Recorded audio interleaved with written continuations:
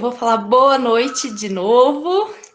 É uma alegria estarmos aqui em 2021 e trago os cumprimentos aí de Adriele, Renata e eu para o Conversa de Portão, que surgiu com essas três professoras, novamente, Adriele, Renata e eu, somos pedagogas, professoras de bebê na creche da Unicamp. Estávamos no ano passado, quando tudo começou, na turma do Portão, e no período conturbado de pandemia, essa turminha teve que ficar do portão para dentro. Só que a gente se deparou com a possibilidade de aprender, de acessar e compartilhar conhecimentos imprescindíveis para a reflexão sobre a prática educativa. E sim, a possibilidade de, por meio das tecnologias, ultrapassarmos os portões da creche com essas conversas. A professora Renata, certa vez, leu uma frase no muro e compartilhou conosco. Portões também favorecem o encontro. O que encontramos quando abrimos o portão? Em meio ao distanciamento social, nossa vontade em pular muros, escancarar portões e saltar as trincheiras está latente. Queremos mais do que o mundo de fora tem. Para nós, professoras de creche, uma conversa de portão é um ato transgressor, é uma forma de aproximar e de reaproximar. Uma conversa no limite dos portões é uma narrativa da experiência, da vivência e da sobrevivência. Uma conversa sobre o significado das coisas, dos sentimentos, das lembranças e embates. É partilha, é troca, é conhecimento circular. O Conversa de Portão foi proposto para um bate-papo descontraído, mas não despretensioso, de assuntos que consideramos pertinentes e inerentes à educação. Embora abordemos de maneira geral, nós, anfitriãs dessa conversa, temos um objetivo em comum: dar visibilidade à criança como sujeito de direitos que é, protagonista de sua própria história, com sua própria essência, produtor de cultura infantil, detentor e transmissor de conhecimento. Transpor os portões da academia, da universidade e também das nossas verdades, e trazer para dentro dos portões da creche e outros espaços educativos e dos nossos próprios discursos e práticas que tratem de uma educação diversa, artística, visual, afetiva, brincante, laica e etnográfica, antirracista, antifascista, descolonial, anticapitalista, antigordofóbica, anti-LGBTQI+, fóbica, anti-heteronormativa, anti-egeísta, descapacitista e anti-adultocêntrica. Hoje falaremos de portões que existem nos mapas, mas que não riscam o chão. Portões que geram conflitos e guerra. Portões que se sustentam com a morte e a ganância. As fronteiras. A conversa de hoje é com a Érica Cunha, que é doutora em Artes da Cena pela Unicamp em 2016, bacharel em Interpretação, Teatro, Artes Cênicas na USP em 2006, realizou o projeto de pós-doutorado no Instituto de Artes da Unicamp, Dramaturgias e Fronteira em 2020. É atriz e pesquisadora do grupo Matula Teatro desde 2011 e atua em diversos espetáculos e intervenções. Agora, vem abrir os portões da nossa primeira conversa, nos questionando: o que muda na sua relação com o mundo quando uma criança que fala Hassania, depois você me corrige, Érica, o que muda quando essa criança passa pela sua vida e te convida a olhar o mundo com um novo olhar? O que queremos? Para onde vamos com a nossa infância? Quais imaginários queremos e construímos com as crianças?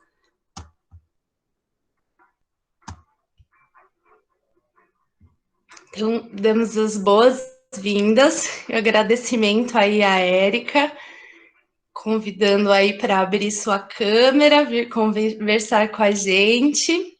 Esqueci de uma coisa muito importante: me autodescrever.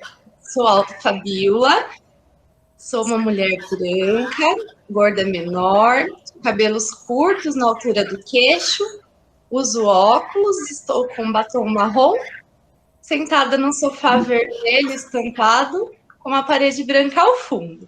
Outra coisinha antes da gente conversar, Érica, uns combinados. A gente tem um tempo de fala aí entre 40 e 50 minutos, né? E depois a gente abre para o debate também, para as pessoas que quiserem abrir o microfone, abrir a câmera, colocar no chat, a gente fica atento ao chat. E aí a gente pede para que essas pessoas também se descrevam quando for fazer isso. Eu vou ficando por aqui para colocar as projeções quando a Érica pedir, vou fechar minha câmera. Muito bem-vinda, muito obrigada pela presença. É com você, o palco é com você. Brincadeira. Muito obrigada, Fabíola, Renata, Adriele, especialmente. Muito grata por estar aqui. Eu sou a Érica Cunha, eu sou uma mulher branca, tenho o cabelo na altura do ombro, um pouquinho mais curto, do meu lado esquerdo. Vocês agora estão vendo do meu lado direito, que provavelmente é o esquerdo de vocês, uma estante azul esverdeada. Do lado direito tem um quadro de Guaiaçami, que se chama O Violinista, e outros detalhes numa parede branca. Eu visto uma camiseta branca, com flores coloridas e algumas folhas. Acho que a Fabiola já me apresentou, e eu estou bem nervosa ainda, eu vou me acalmando aqui com vocês. Quero muito, então, agradecer, e queria que a gente começasse, na verdade, antes de entrar com os slides e no tema, eu gostaria que vocês só escutassem um pouquinho. Vamos ver se eu consigo fazer com que vocês escutem. Vocês escutam? Sim. Ok.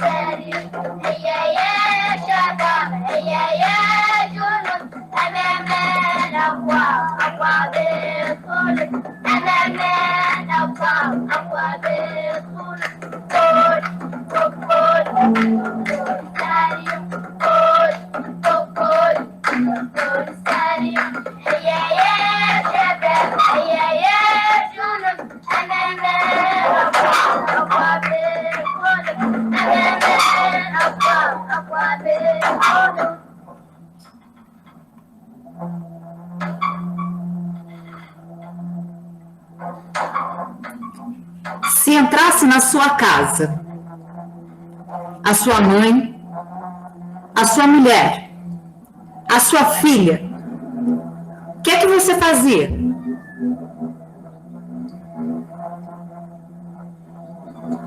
Se entrassem na sua casa, as pessoas que você mais ama, estivessem todas ali dentro.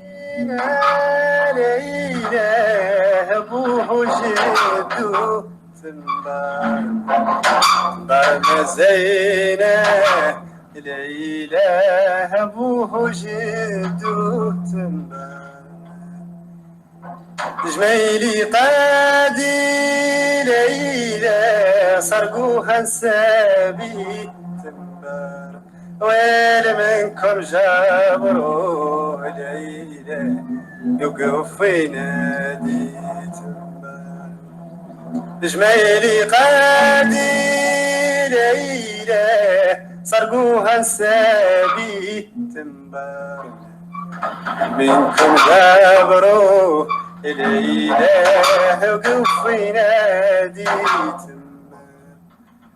تنبر ما زينه العيلة وانا ويا الله لي تنبر وتسمر ما زينه.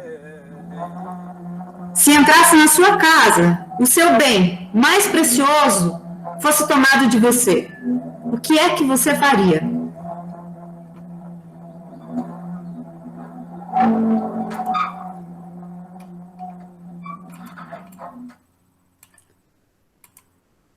Eu peço licença para conversar com vocês sobre a causa Saharaui.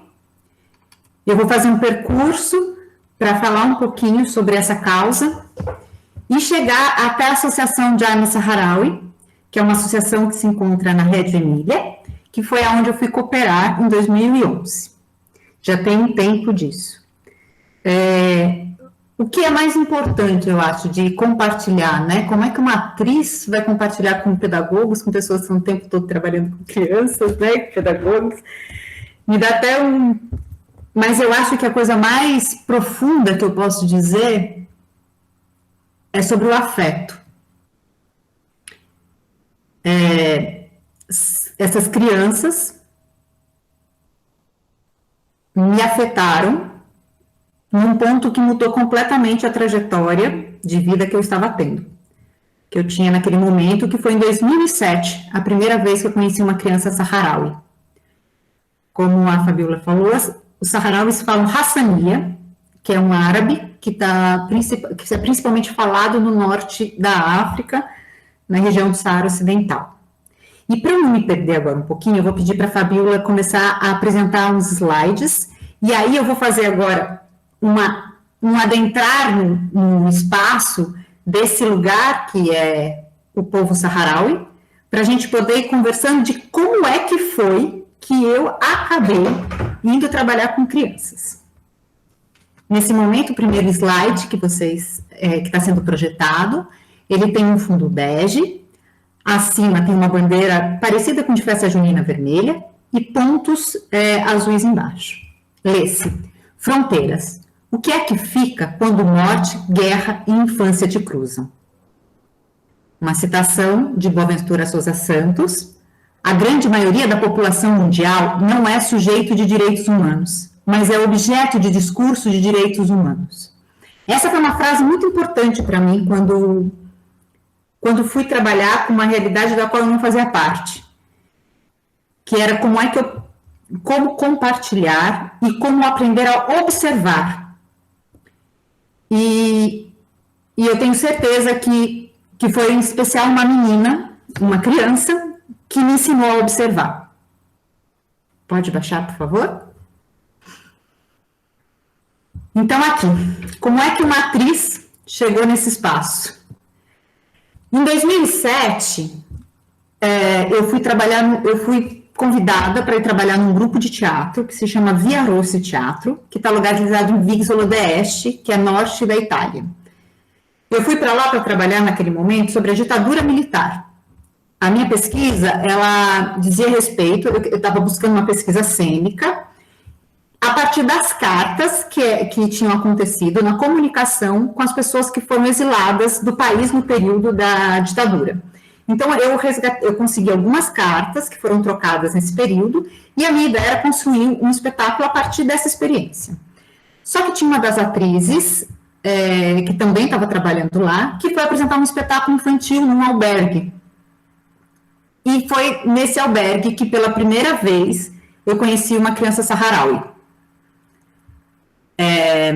A gente chegou para apresentar, primeiro eu imaginei que fosse um albergue num espaço de férias, alguma coisa, não tinha muita noção do que era aquele espaço em que a gente estava chegando, e essas crianças estavam todas alojadas nesse espaço, falavam árabe, eu nunca troquei uma palavra em 2007 com elas, mas a gente passou uma tarde inteira juntas. E, em especial, uma menina, que eu não sei o nome, não faço ideia do nome dela, tampouco ela sabe o meu, né? Eu não falava italiano também nessa época, eu falava só português, e ela falava Hassania, e ela sentou no meu colo para assistir o espetáculo.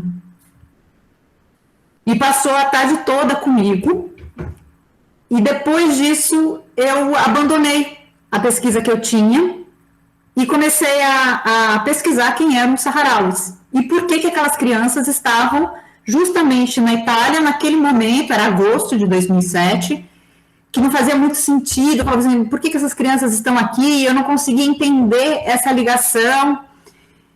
E é nesse momento que eu entro em contato pela primeira vez com a causa Saharaui. Durante toda essa fala, foi projetado um cartaz em que diz como é que uma atriz chegou aqui. Tudo começou em 2007, agosto de 2007, quando o teatro me leva para passear, para estudar pedagogia teatral e criação de cenas no Via Rossi Teatro, no norte da Itália, numa cidade pequena chamada Vizzolo d'Este, perto de Pádua. Era a apresentação de um espetáculo infantil no albergue, que é quando eu conheci essa menina Sahraoui. Pode passar. A grandeza de seu silêncio tocou a minha ansiedade e me parou. Esse encontro com essa menina do deserto, que não falou comigo, que apenas me permitiu compartilhar com ela o nosso silêncio, me afetou com tanta força que eu abandonei a ideia original de fazer um espetáculo sobre a ditadura militar no Brasil e comecei a investigar de onde eram essas crianças e o que elas faziam ali. E assim, de repente, fui apresentada a história desse povo, os Saharauis, que há 46 anos vivem exilados na parte mais árida do deserto do Saara.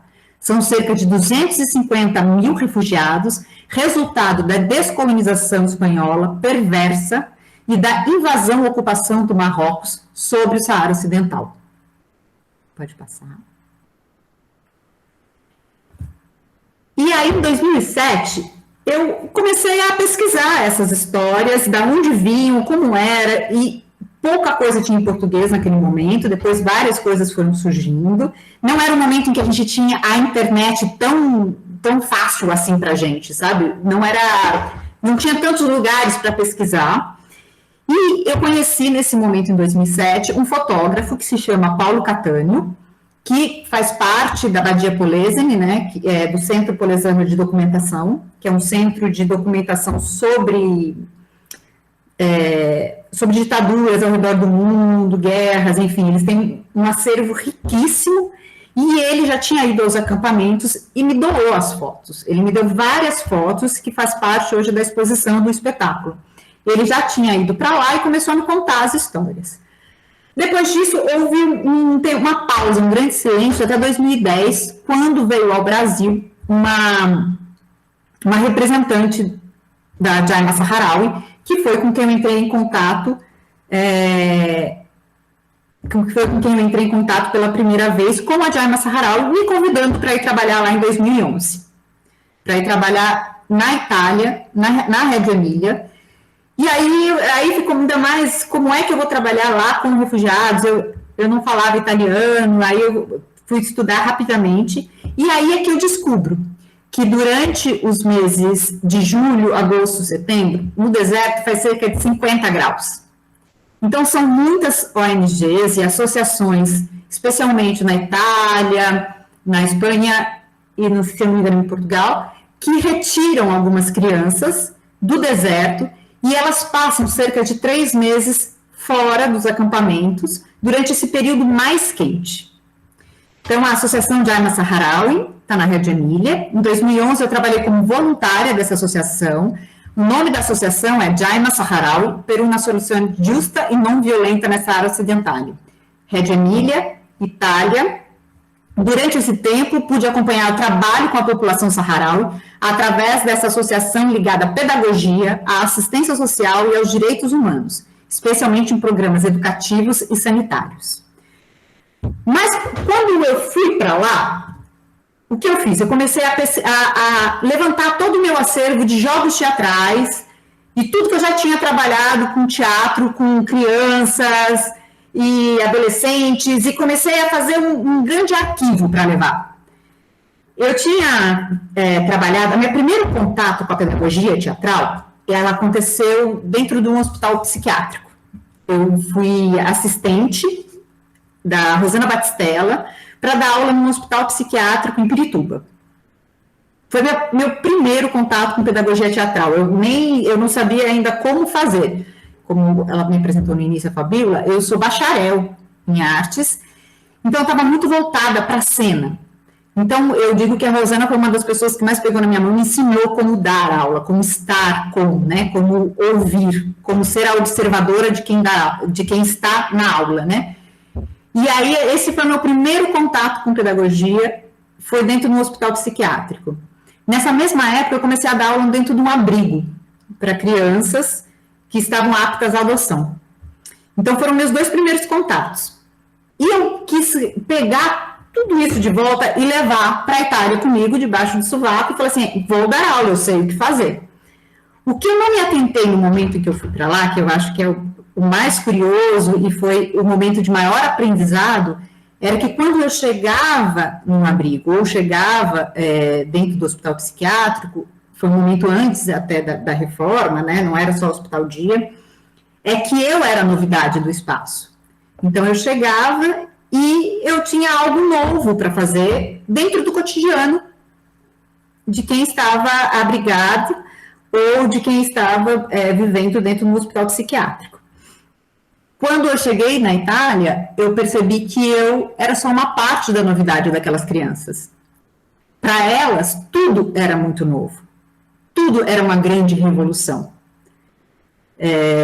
Muitas delas estavam vendo chuveiro, né? Coisas que para a gente faz parte do nosso cotidiano e para elas era uma grande novidade. Então eu tive que interromper, depois dos 3 primeiros dias, absolutamente tudo o que eu tinha levado.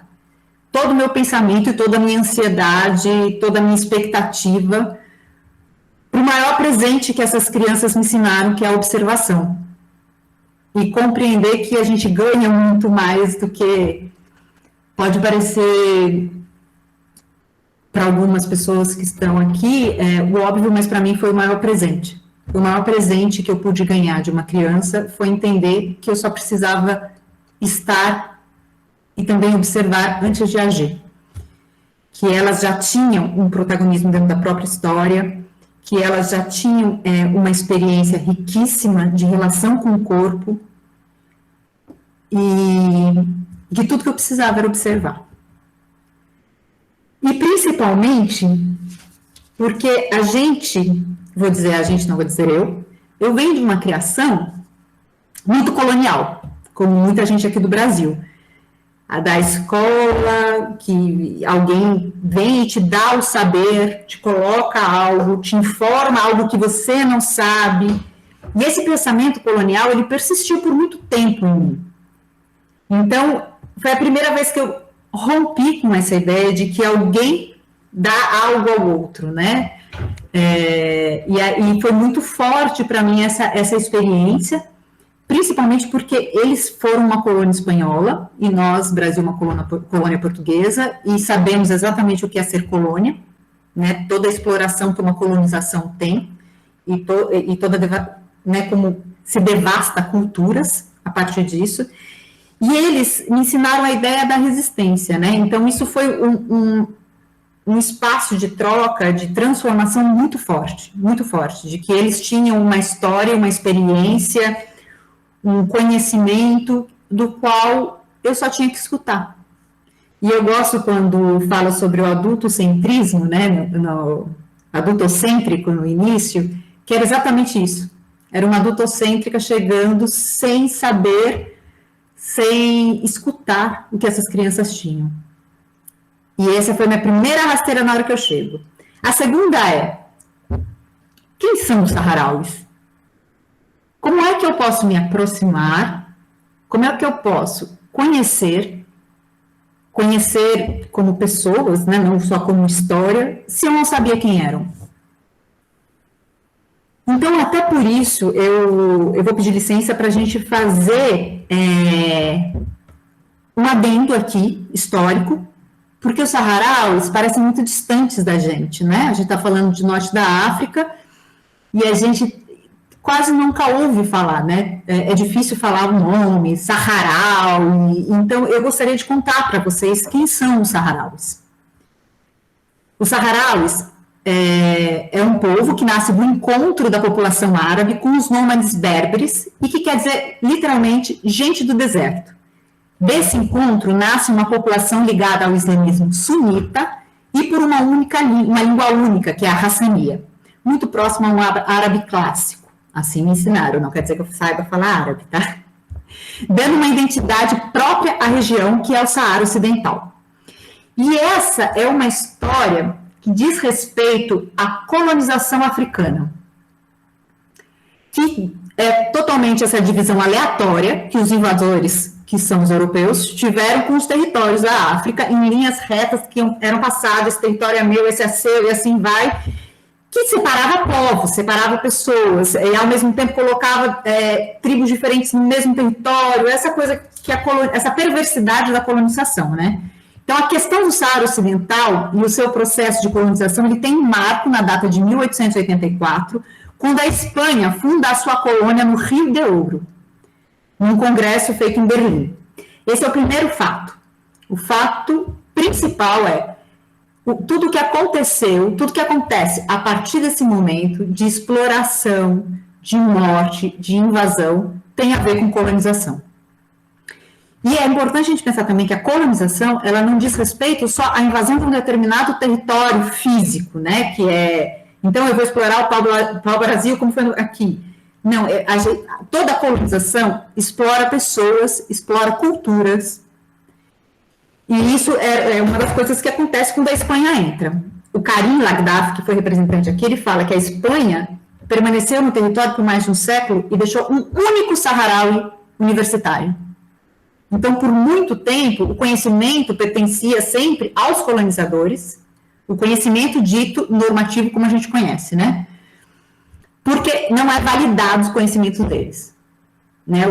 A gente tem o que é validado como conhecimento. Então, eles não tinham a entrada dentro do conhecimento europeizado. E aí, o outro ponto importante é a gente falar sobre a exploração. Todo o processo colonial pressupõe a exploração de pessoas e de matéria, como eu falei. O território do Saara Ocidental, ele é rico em fosfato. E essa descoberta aconteceu muito recentemente, que é em 1949. Aí é que começa de novo o conflito. Se é um território tão rico assim, e com saída para o mar, não há desejo de descolonização. E lembrando que os processos descolonizatórios, né, como processos políticos, já tinham acontecido em boa parte do mundo, mas a Espanha manteve. O Saara Ocidental ele é conhecido como a última colônia africana. E aí é que surge a Frente Polisário, que é a Frente Popular de Libertação do Sanguia Arrana e Rio de Ouro. São dois territórios dentro do Saara Ocidental, o Sanguia está a norte e o Rio de Ouro está a sul.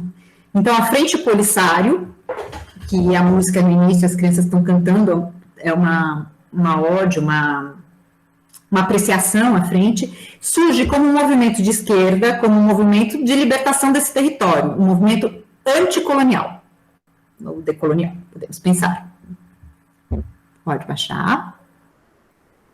Então, mais um pouquinho de história para entender como é que fui parar. Em 74, a Espanha propõe um referendo ao Secretariado-Geral da ONU, que poderia dar autodeterminação ao povo saharaui.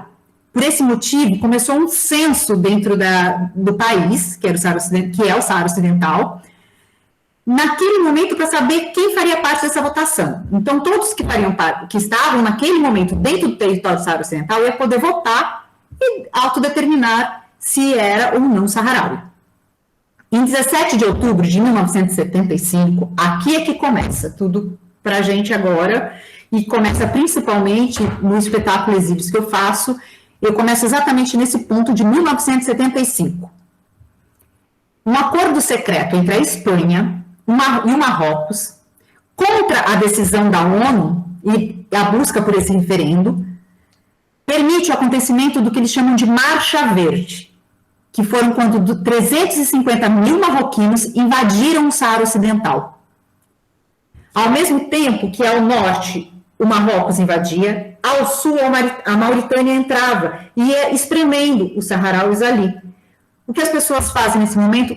Fazem uma fuga para a divisa com a Argélia. Eles fogem, saem caminhando mesmo, andando e vão fugindo até chegarem aonde é hoje os acampamentos de refugiados. Quando chegam na Argélia, a Argélia permite que eles fiquem bem próximo à divisa, aonde eles montam os acampamentos. É aí que, no dia 27 de fevereiro de 1976, a Frente Polisário proclama RASD, República Árabe Saharaui Democrática, uma república decretada totalmente em exílio. E que permite com que eles tenham agora políticas próprias de determinação sobre a população saharaui. Então, é uma república, hoje eles têm uma república, eles têm legislações de uma república, mas eles não têm um território, eles não estão de volta em seu território. Ela foi proclamada em exílios, onde eles permanecem até hoje. Em 1980, a Frente Polisário, ela começa a conquistar de novo o seu território, porque pensa que nesse momento ainda está rolando a guerra. Uma faixa que eles vão reconquistando, o Marrocos vai voltando, eles vão entrando e o Marrocos vai vindo. Faz com que o Marrocos tenha a brilhante ideia de construir um muro feito de areia, bem no meio do deserto, um muro de 2.720 quilômetros de extensão, que protege todo o Saara Ocidental, de norte a sul, da invasão da Frente Polisário, do retorno, né? Invasão para o Marrocos, mas para eles seria a invasão, eles estão tentando retomar o território deles. E aí, então, Hassan II, que é rei nesse momento, ele dá início à construção do muro de areia. De 81 a 86, o Marrocos se dedica à construção desse muro, que tem mais de 2.500 quilômetros de extensão, como eu falei, partindo lá do norte com o Marrocos, encontrando com a Mauritânia. Além da construção do muro, o Marrocos se encarregou de minar toda a região, e é uma região fortemente militarizada. Então, tem todo um sistema de armas, sistema eletrônico de defesa, e dá início, portanto, a uma nova colonização no território. Se antes o território do Saara Ocidental era colônia da Espanha, nesse momento passa a ser colônia marroquina, porque eles ocupam esse território e ali permanecem até hoje. Pode seguir. Essa é uma foto de quando eu estive nos acampamentos. Eu fui junto com um grupo de cinema daqui de Campinas, que é o Laboratório Cisco, que dá origem a um filme que depois vou mostrar um trechinho para vocês. E essa é o ponto mais próximo que conseguimos chegar desse muro. Como vocês podem ver, o muro não é aquilo que a gente imagina aqui, né, de tijolo, ele é uma enorme barricada de areia, e atrás, esses soldados que vocês estão vendo, são soldados marroquinos, eles estão defendendo o território. A gente não se aproxima mais, porque esse território ele é totalmente minado. Aqui, o lado onde nós estamos é chamado de território liberado. Poucas pessoas ficam ali, porque ainda é um lugar com muitas minas terrestres, né? Então, para chegar a esse espaço, você vai acompanhada, enfim. Então, não é aonde estão exatamente os acampamentos de refugiados. Aqui é mais a faixa próxima ao muro, porque ela é insegura, né? Pode continuar. A história ainda não acabou. No 6 de setembro de 1991, acontece o cessar-fogo e a criação da MINURSO, Missão das Nações Unidas por um Referendo no Saara Ocidental, traçando como data prevista para essa votação dia 26 de janeiro de 1992. Essa votação nunca aconteceu, ela sempre foi, por um momento ou por outro, boicotada. A MINURSO permaneceu nos acampamentos de refugiados e no Saara Ocidental, até que outubro de 2020, em plena pandemia de Covid-19, os confrontos se intensificam dentro do território ocupado, que é o país Saara Ocidental, e aí é que a gente tem o retorno do conflito armado em toda a região que está ainda sob o domínio do Marrocos. Então, nesse momento em que eu estou aqui conversando com vocês, inclusive isso é uma das coisas que para mim é muito... É uma das coisas que me deixa embargar. As crianças que em 2011, exatamente 10 anos atrás, eram crianças e estavam na Itália naquele momento, elas estão hoje nos acampamentos e hoje a guerra voltou. Tem bombardeios diários, eu posso depois passar para as meninas deixarem para vocês alguns links, e estão completamente em conflito, né? É importante contar que parece que o conflito está acontecendo em todos os territórios onde se encontram os saharauis, né? Mas os saharauis eles estão divididos em 3 partes. Uma que são esses acampamentos de refugiados, que são em Tindouf, que é sul da Argélia, na divisa com Marrocos e Saara Ocidental. É ali que vivem cerca de 250 mil refugiados. num ambiente inóspito e pouco propício à vida humana, dependentes totalmente de ajuda humanitária para sobreviver. Não há moeda de troca. Tudo que eles recebem vem de algum lugar, então sempre eles têm os centros administrativos, quando você chega tem vários escritórios de recebimento de ajuda humanitária, o escritório da ONU, enfim, então eles vivem 100% de ajuda. Os territórios ocupados, que uma parcela da população que não conseguiu fugir, ficou dentro do Saara Ocidental. Então, imagina que a gente tem o muro, acho que mais próximo da gente, é o Muro de Berlim. O Muro de Berlim separa Berlim Oriental e Ocidental, né? E aí você separa famílias, você separa histórias. Então, existem pessoas que estão de um lado do muro, pessoas do outro lado que são da mesma família e que não se encontram mais, desde a invasão. A MINURSO, que é aquele órgão da missão da ONU, fazia um programa de encontro das pessoas, das famílias. E durante 5 dias, as pessoas iam e se encontravam com o suporte da ONU para que não houvesse retaliação, né, nesses encontros. Então, as pessoas, muitas vezes, não se conheciam. Por exemplo, tinham irmãos que tinham nascido desse lado, porque uma parte da família fugiu aqui. Eu sei de uma história que os irmãos não se conheciam. Eles tinham 30 anos de diferença, não se conheciam, e a partir da MINURSO puderam se conhecer. E é um muro pouco falado. Ele é um muro imenso, visto, se você clicar o Muro da Vergonha no Google Maps, você vai conseguir vê-lo também. Você pode clicar e vai ver o murinho lá. Ele é imenso e a gente mal conhece aqui, né? E aí há um terceiro território, que é o território liberado, que é essa faixa que eu falei que é próxima ao muro, que foi reconquistada pela Frente Polisário durante os anos de guerra, né? Essa é a história principal do Saharauis. Isso. Aqui eu vou mostrar para vocês um mapa. É um mapa do norte da África. A gente vai ver acima o Marrocos, a Argélia, na divisa.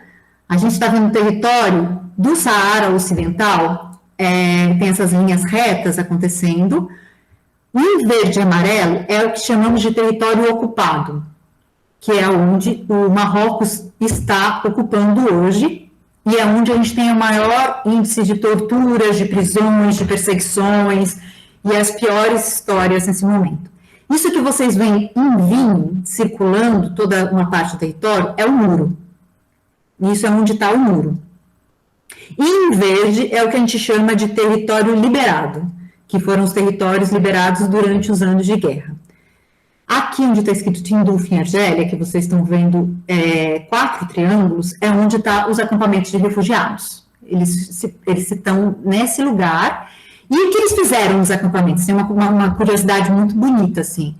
Para se localizarem, né, eles recriaram as principais cidades do Saara Ocidental em acampamentos. Então, tem um agrupamento que é Ismara, um agrupamento Elayoun, e aí, quando as pessoas vão chegando, eles se agrupando para tentar também reencontrar as pessoas. Então, esse o mapa, né, do Saara, para vocês visualizarem onde estão. Vale lembrar que a Mauritânia, ela fez parte da invasão durante os primeiros anos, mas ela reconheceu, depois de um tempo de guerra, ela reconheceu que aquele era um território livre e que não pertencia nem a ela nem ao Marrocos. Ela se retira e ela permite com que ela se retira e reconhece que é uma área dos Saharauis. O Marrocos até hoje não e continua lá. Enfim, essa é uma apresentação importante, inclusive para voltar para a fala de como é que eu trabalho com quem eu nunca ouvi mesmo, nunca parei para escutar. Que saudades vocês sentem? Que música vocês ouviam? Que lugar vocês imaginam? Que lugar que não imaginam? O que faz parte da tua vida, o que não faz? Eu nunca... Eu fui conhecer os acampamentos depois de ter trabalhado na associação.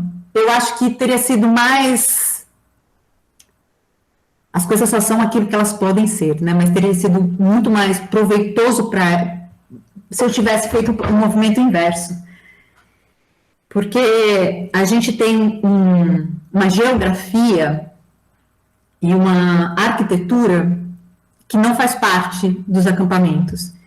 Então, isso também faz com que os corpos dessas crianças não sejam os nossos. Senta-se no chão, né, em tapetes. Então, o contato com o chão, ele é muito presente o tempo inteiro. O solo é areia. De que maneira a gente sabe o que é estar na praia, nas nossas férias, e se dispor no corpo, na areia, né? Quando a gente Agora, que corpo é esse que cresce da areia, que cresce na areia, que cresce com a areia, que cria ações com a vida a partir da areia? Eu não conhecia essas crianças e nunca tinha pensado sobre isso. Então, agora eu vou entrar mesmo para falar para vocês sobre a Associação Jaima Saharaui, por uma solução justa e não violenta no Saara Ocidental. A Jaima Saharaui, ela foi fundada em 1998, tem a sua sede em Reggio Emília. Essa associação, ela opera em colaboração com uma rede nacional italiana de associações, grupos, ONGs, entidades locais e organizações públicas de toda a região, Modena, Bolonha, Rimini, Parma, Ferrara, Rovigo e Scandiano. Essa é uma foto de um dos alunos que eu tive. Ele se chama Muti, deixa só um pouquinho ali. Em um dos ateliês, ele me pediu caneta azul e papel branco. A gente estava numa área esportiva, na verdade, né? Então tinha várias outras coisas de esporte, e ele tinha me pedido essa folha, entreguei para ele e ele desenhou.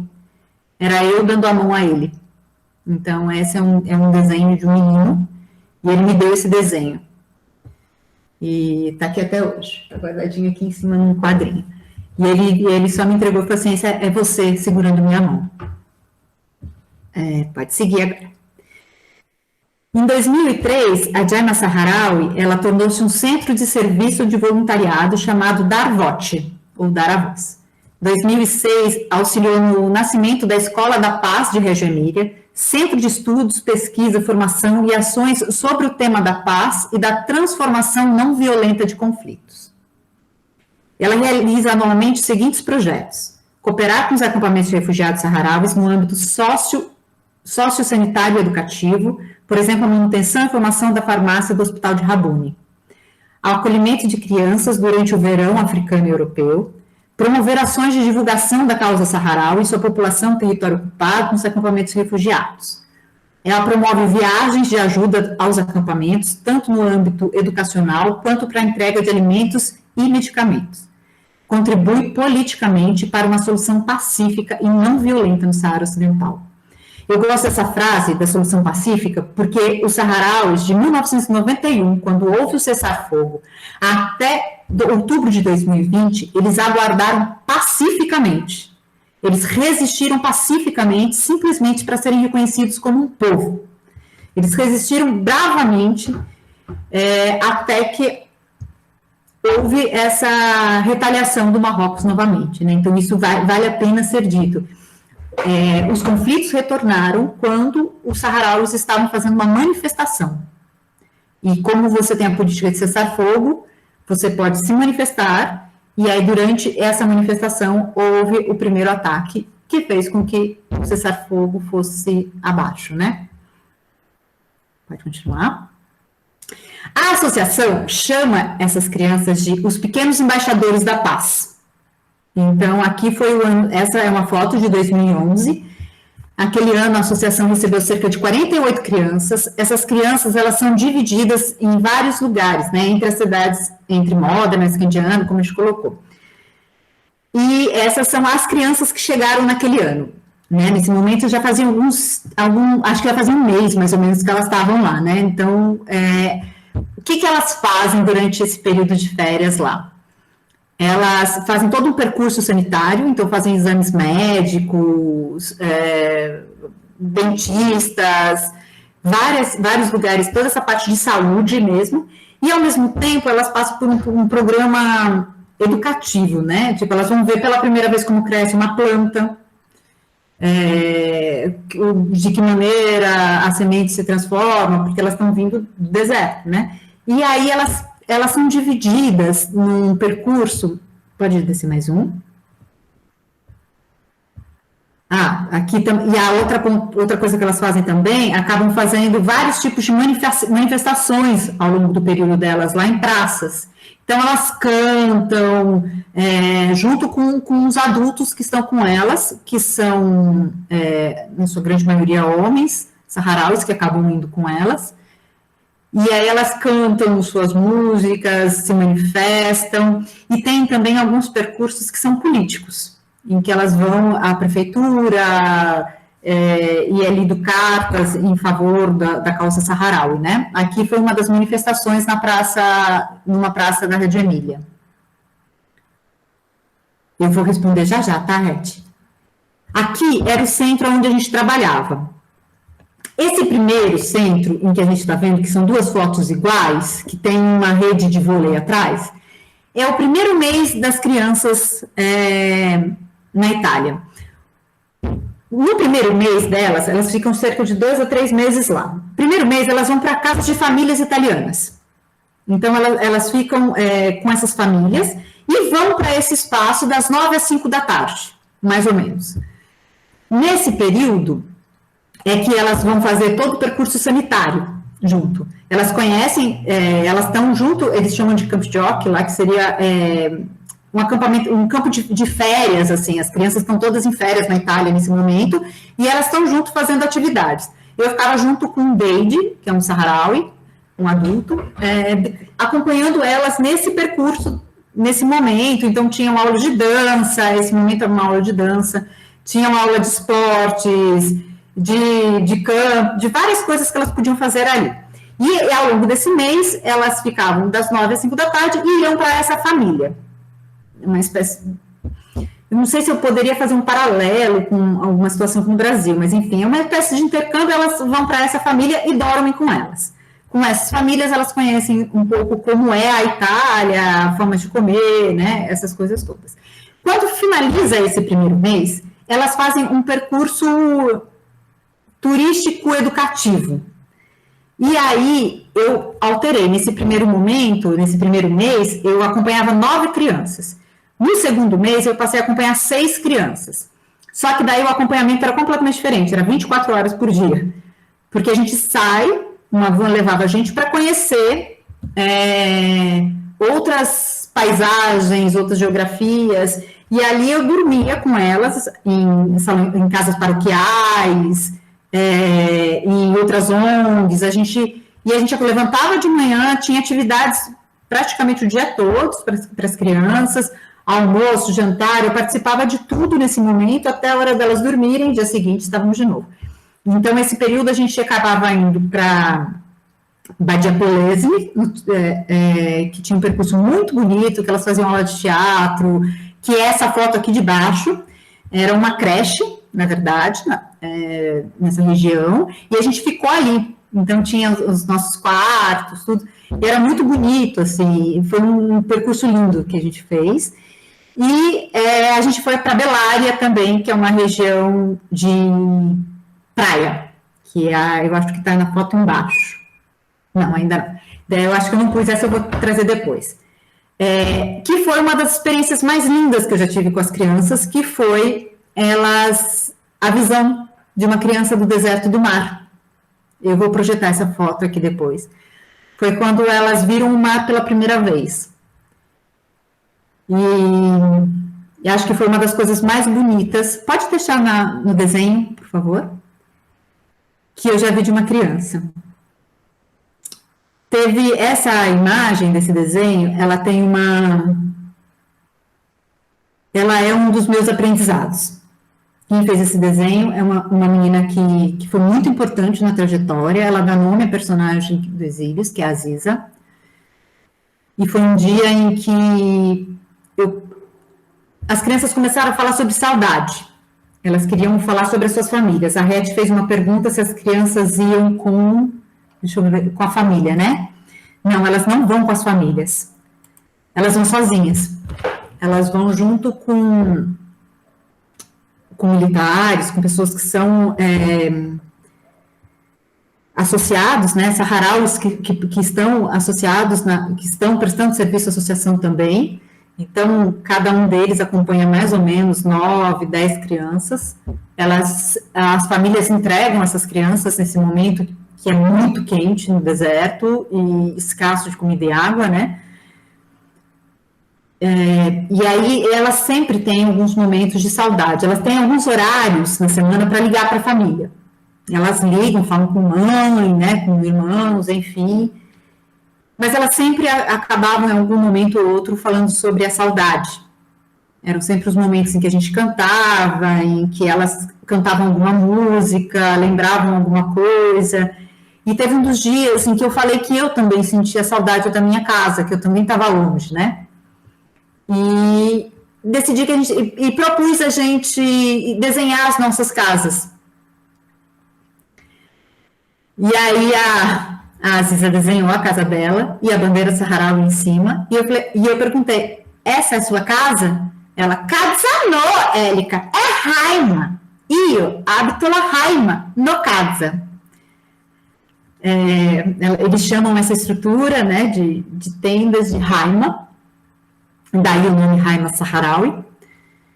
E foi uma das experiências mais lindas, porque foi quando ela me fez enxergar que eu não conhecia nada, da história delas.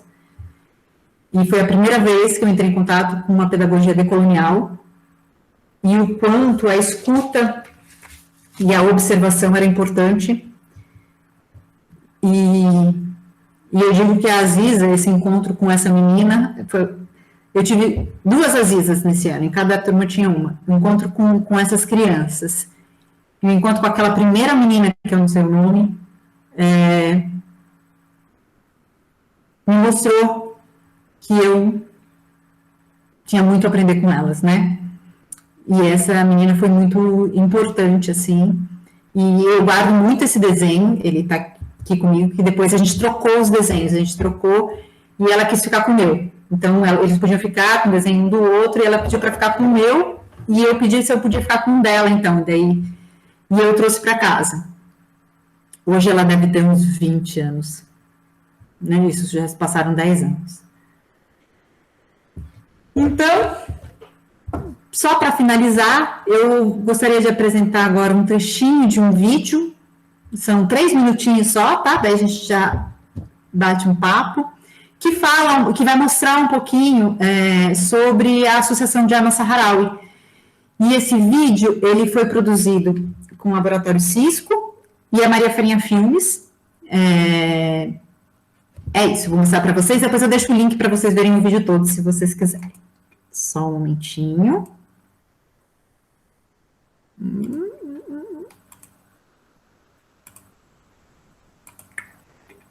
Aqui. Vamos lá. Se alguém puder me dizer se estão vendo, tá tudo certo? Sim, Érica. Obrigada. Está aparecendo.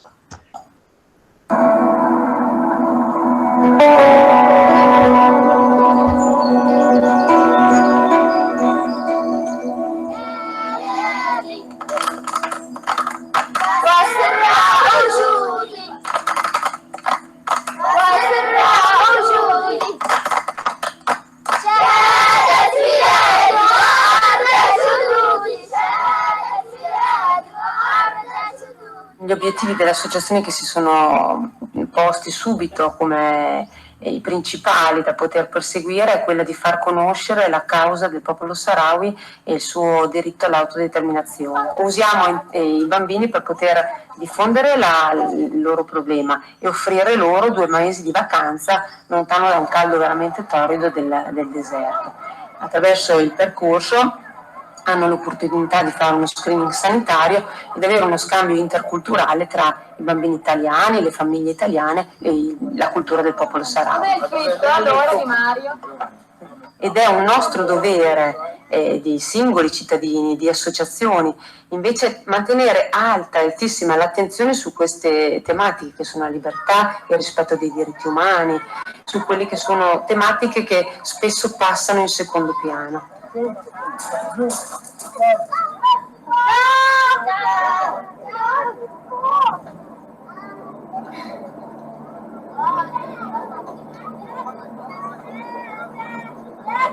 في السجود وفي العيون وفاسة لكن بحماسة لكن في السجود وفي العيون وفاسة صحراوية بلدي يا زهرة في خالتي ندوة عنك وعظم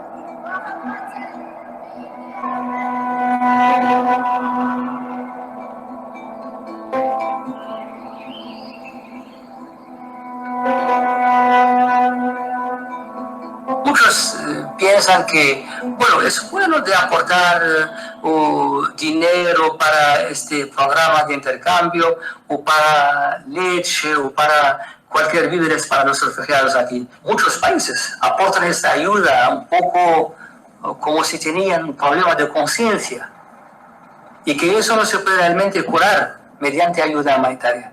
Eso se cura con una posición política. Son calmantes, pero no es el remedio que necesita realmente la enfermedad. Speriamo che in futuro i nostri bimbi tornano al loro territorio, lo conoscono, vivano liberamente, come tutti i bambini del mondo.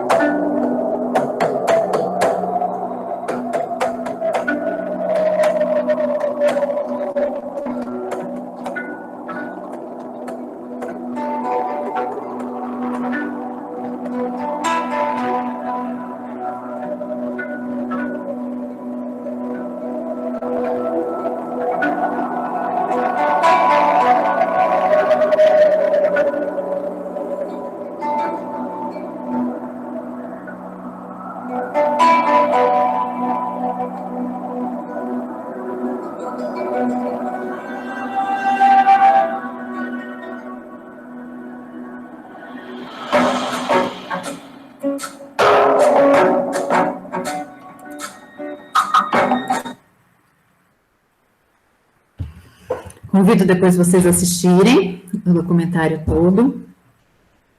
Só para encerrar a minha fala, existe um ritual em que os saharauis fazem, que todos sentam em círculo, e eles fazem um chá, e eles têm toda uma estética com esse chá, um chá muito forte, e eles vão passando de um copo a outro, até fazer com que crie-se uma camada de espuma em cima, parecendo um chope.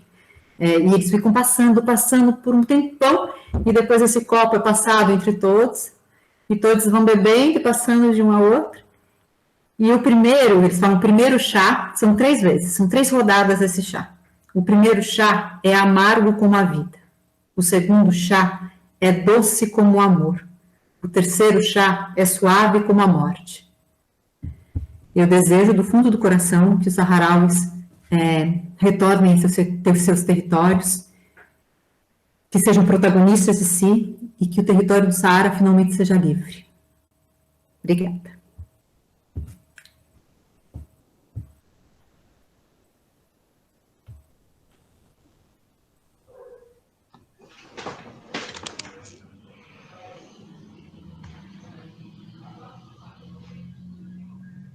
Uau, Érica! Estamos assim, arrepiados.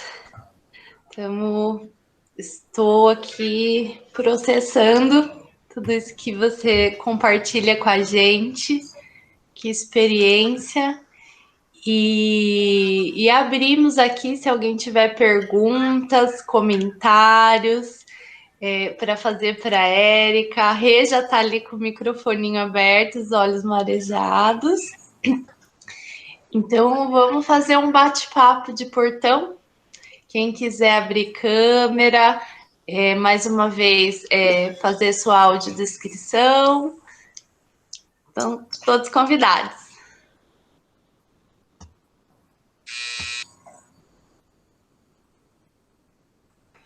Rê, o seu áudio não está saindo.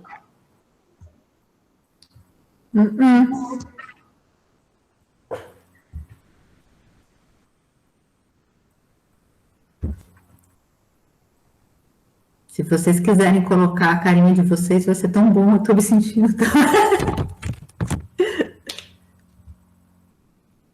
Não tô te ouvindo, Rê.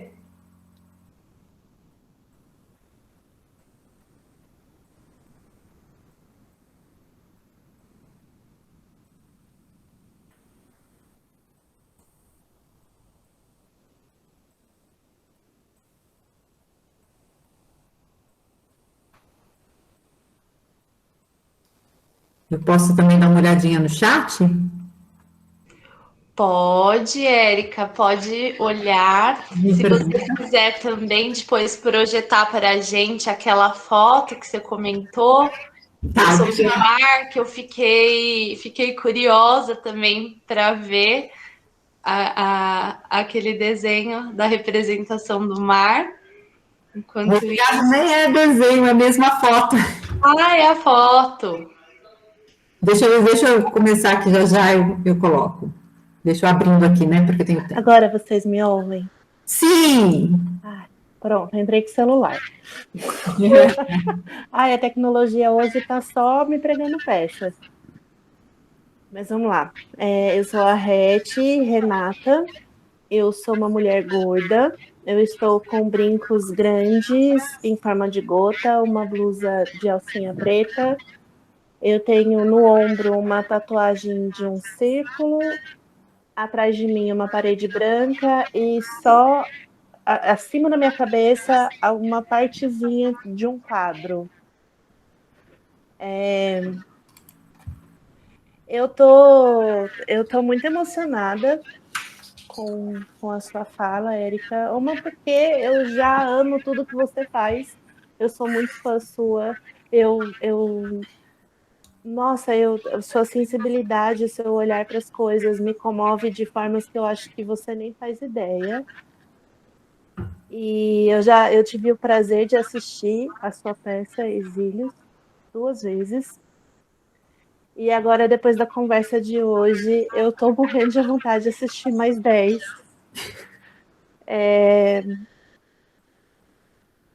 Mas das coisas que você falou, assim, o que foi para mim foi surpreendente ouvir.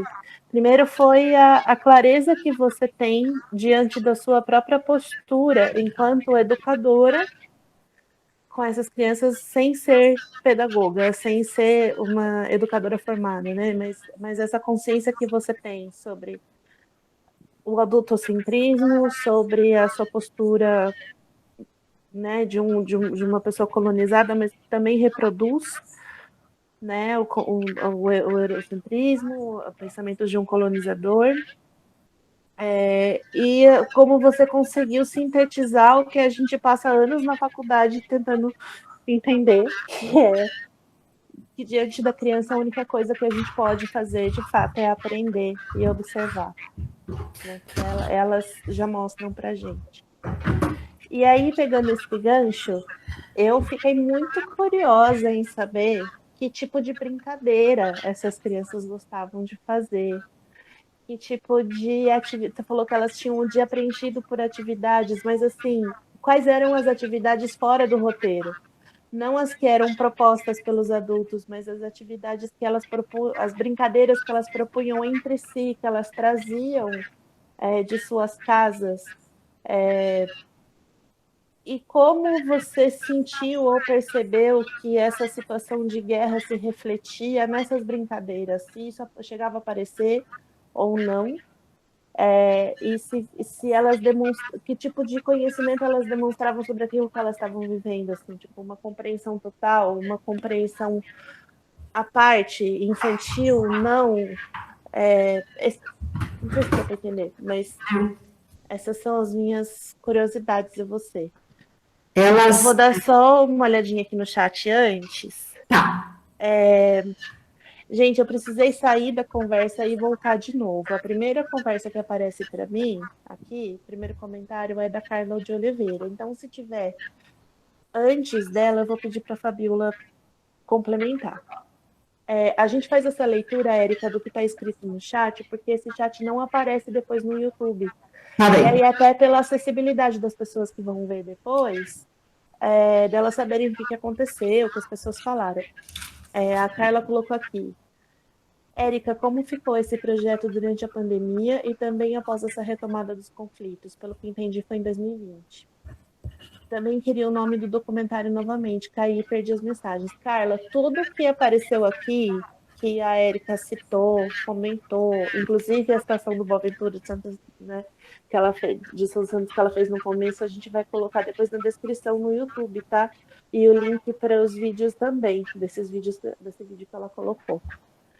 E depois a Jéssica quer falar, então eu vou pedir para a Érica comentar isso que eu coloquei, a pergunta da Carla, e depois a gente abre para você, tá, Jéssica? E, gente, pode abrir câmera, pode abrir microfone na hora que for falar também, só se lembrem da audiodescrição, por favor. Então, eu vou responder a tua primeira, vou tentar responder um pouco, tá? Eu não sei se eu sei responder a sua pergunta. Eu acho que o povo saharaui tem uma identidade tão forte de si mesmo que eles estão sempre cantando isso. Então, polisário, é a frente polisário. E, tipo, eles cantam isso, eles falam isso, eles estão o tempo todo. Eu lembro que tinha uma das músicas que eles adoravam cantar as crianças, que elas faziam um gestinho de choro. E uma delas tentou me traduzir que era mais ou menos a saudade de uma mãe de seu filho, a saudade de uma mãe de seu território, sabe assim? Então, eles carregam isso. São corpos carregados das histórias que os adultos estão sempre contando e recontando e recontando e recontando para que eles não esqueçam. No espetáculo, eu trago essa sensação, e, gente, isso é muito a sensação da Érica sobre, talvez se tivesse um saharaui aqui, ele pudesse falar sobre, né? Então, a minha visão disso é que eles estão sempre reafirmando o espaço que são e quem são. Dentro da diversidade possível que a vida tem, eles estão o tempo inteiro reafirmando, eu sou saharaui. Então, esses adultos reafirmando, essas crianças naturalmente falam. Não é à toa que uma criança de 7, 8 anos faz a bandeira em cima. É a bandeira saharaui que está em cima da casa dela. Então, é essa identidade que eles estão sempre brincando. Eles cantam muito músicas que estão ligadas. A gente tinha essa dificuldade da fala. Eles falavam assim, eu falava... Aliás, eu tenho uma curiosidade sobre isso. Depois eu já falo também. E eles estavam num território italiano, então, assim, nem tudo eu escutava, mas eu sabia que tinha uma brincadeira que funcionava muito com eles, que era do 1, 2, 3, estrela. Que aí eu expliquei, né, que é aquele 1, 2, 3, estrela, e todo mundo para a estátua. Era ótimo quando corriam na rua, era uma maravilha quando eu pedia controle, tipo, porque é isso. Aonde que na minha cabeça tinha a ideia da velocidade de carro? Sabe assim, a velocidade de carro, alturas. Se você está num prédio, a altura é um risco. Para a gente está dado. Entende? As coisas, é isso que eu falei assim, eu tinha que ter conhecido primeiro o espaço. Está dado para a gente que a altura é perigoso, bota grade, não sei o quê. Para aquelas crianças, não. A velocidade do carro, não. Então, tipo, 1, 2, 3, estrela era ótimo, porque aí todo mundo fazia estátua, parou. Tipo, nossa, foi uma bênção quando eu descobri essa brincadeira.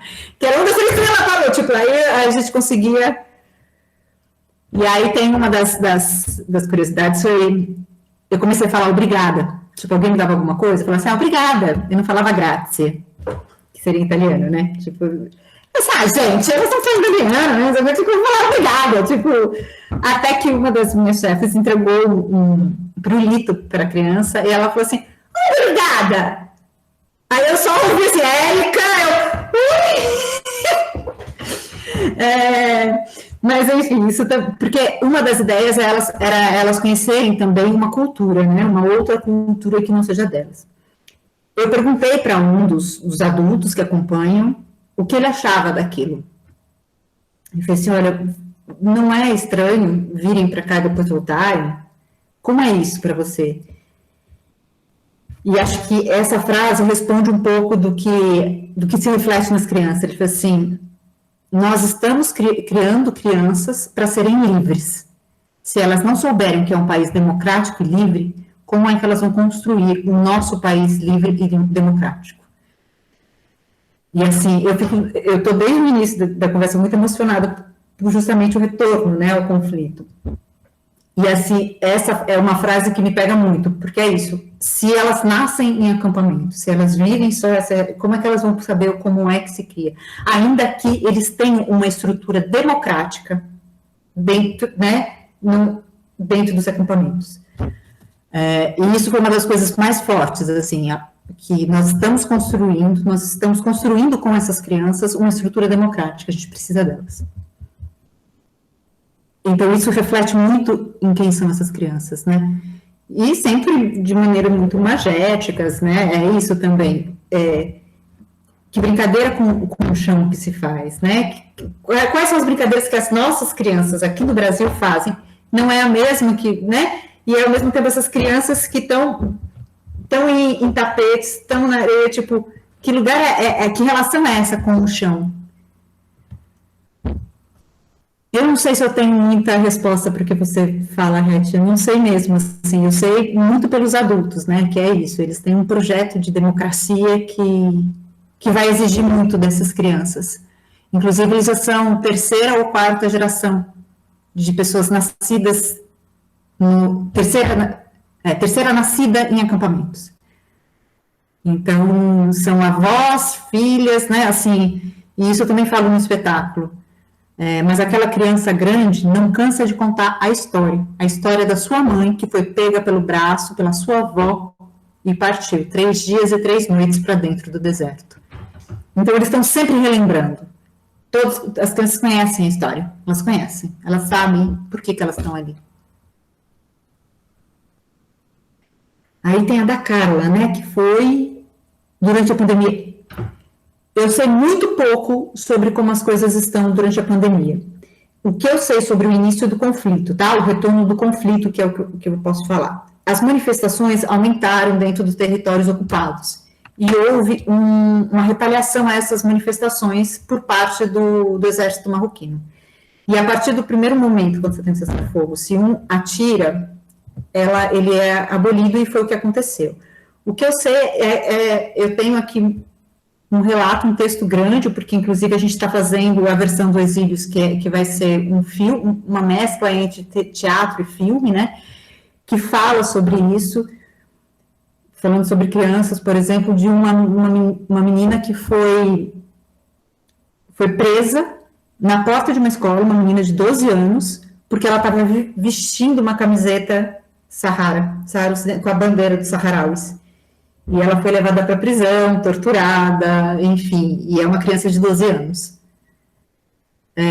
Então, eu sei dos conflitos que acontecem, da forma como está, e aí eu vou passar depois para colocar, quando tiver online, as informações da Associação Portugal Saara também, que diariamente alimenta de informações, né?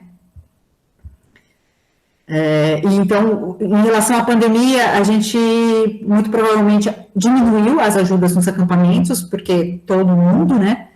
As crianças não foram no ano de 2020 para a Itália, era impossível, né, receber, ainda mais porque a Itália estava como um centro da pandemia naquele momento, no início de 2020, quando a gente ainda estava esperando chegar aqui no Brasil, a Itália já estava tendo muitos mortos, então não foram.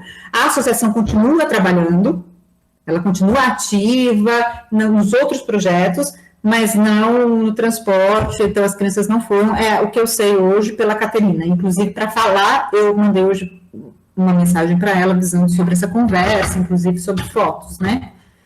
E aí é isso que eu sei hoje, porque, inclusive, ao longo do tempo, né, isso foi se distanciando como pedagoga com ela, pedagoga não, né, como professora, educadora, porque eu acabei ficando muito mais com a parte artística e o pensamento político sobre, né. Eu não sei se eu respondi para vocês, gente, eu fico muito nervosa com essa coisa de ficar olhando aqui, tá? Respondeu sim. Eu quero convidar a Jéssica, que disse ali no chat que queria falar. Pode o microfone, Jéssica, e a câmera também. Boa noite para todas, para todos. É um prazer estar assistindo. Assim como a Rete falou, né? Fiquei extremamente emocionada. Parecia que eu estava pronta para assistir, né? A gente ouve muita coisa, assim, realmente desse lugar não, né? Mas a gente ouve as coisas sobre a Síria, sobre o Oriente Médio, né? Sobre as barbáries desse mundo que a gente vive hoje, né? O quanto as crianças são afetadas, né? Mas eu fiquei muito, muito emocionada, né? Porque eu também acho que eu chegaria desarmada num lugar desse. A gente é muito ignorante em relação ao restante do mundo, né? E o quanto essas crianças ficam desamparadas, né? O quanto essas crianças como que vivem, né? Sem essa infância, né? Na sua terra, no seu chão, né? E você mesmo comentando que já é a terceira geração, né? Uma coisa assim muito dolorida, né? Mas assim, não sei, essa é a minha opinião, né? A minha subjetividade, né? Eu senti um olhar de tristeza nelas, né? Independente delas brincarem, no momento que você filma elas, né? E assim, essa aproximação que você tem em relação a elas, se elas são, se elas se oferecem para o olhar do outro, ou se elas também se protegem desse outro, né? Me ficou um pouco essa dúvida, porque assim, vagamente me passou também um olhar de tristeza deles, entendeu? Sim, eles vão conhecer o mundo com muitas possibilidades, muito lindo, assim, para os nossos padrões, entre aspas, né? E daí eles retornam para esse lugar, né, como você mesmo disse, né, que eles não consideram a casa, mas é um acampamento, né? E sobre essa resistência, eu também achei, né, que as músicas que elas cantam dizem muito da resistência que os pais, que os seus antepassados, né, devem passar ainda para eles, né, essa resistência pela luta pela terra, né, e pelo território, né, ter direito de voltar ao seu território, né. Eu também tenho essa experiência de nascer, né, eu sou do norte do Chile, do deserto do Atacama, nasci lá. As escolas que eu frequentei nunca tiveram verde, não tiveram grama, era tudo seco, mas a gente era tão feliz quando criança, era a realidade dada para nós, né? O deserto. Lógico, a gente tinha o mar, que já era uma coisa que ampliava nos horizontes também, o mar, quando criança, né? Mas a gente brincava muito na terra, na areia, a gente adorava andar nos morros de areia, né? E eu me lembro disso, eu sinto muita saudade desse deserto também. Então, assim, o quanto a gente acaba amando essa terra, né? Minha irmã fala sempre, né? Uma terrunha, porque não tem nada, não tem árvore, tudo é muito difícil, a água falta, né? A gente vive sempre no meio de terremotos, enfim, é um lugar bem inóspito, mas a gente acaba amando esse pedaço de terra, né? E aí eu me coloquei no lugar dessas crianças, né? De que elas devem brincar naquele pedaço de areia, nessa terra, né, nesse deserto, e elas devem ser felizes porque elas têm outras crianças também, mas também me passou esse olhar um pouco de tristeza, não sei. Isso que eu queria perguntar para você, como foi filmá-las, né? Porque eu percebi que há muita sensibilidade nesse seu olhar, nessa filmagem, você não invade, você fica meio muito como espectador, muito assim, esquina, né, assim, né? E qual que foi essa sua sensação? Se você se sentiu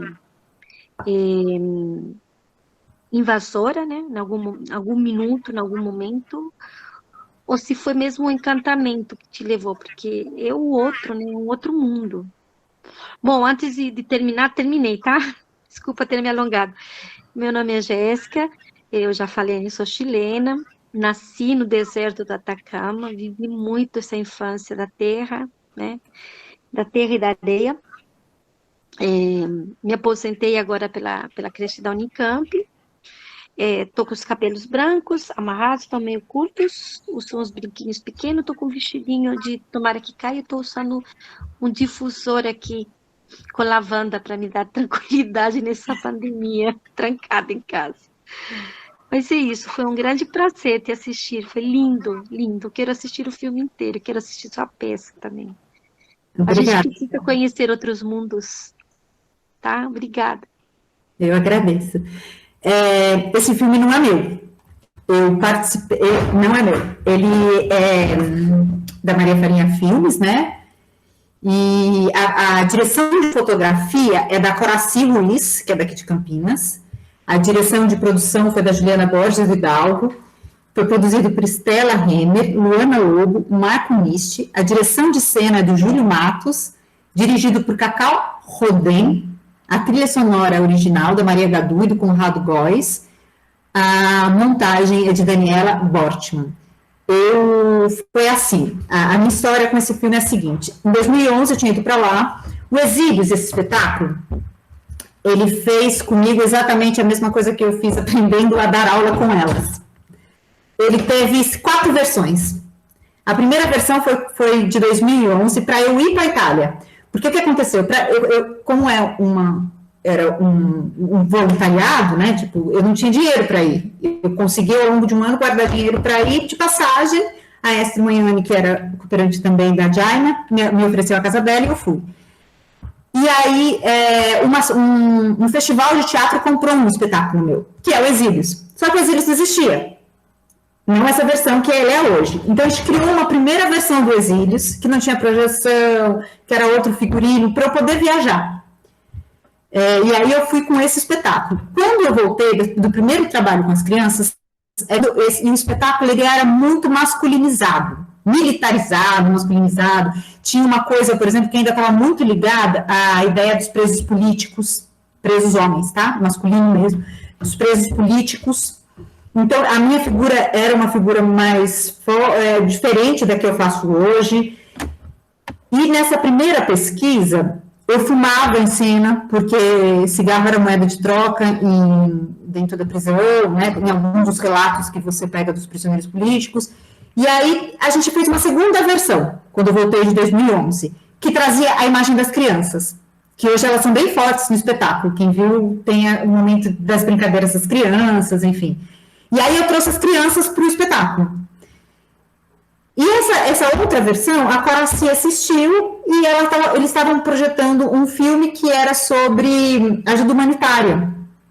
Eles estavam com esse projeto sobre ajuda humanitária e eles quiseram me conhecer, a associação, e conhecer os acampamentos de refugiados. Como eu nunca tinha ido para os acampamentos, eu propus fazer uma troca com eles. Eu falei assim, eu faço essa produção de trajeto e vocês me levam junto na bagagem.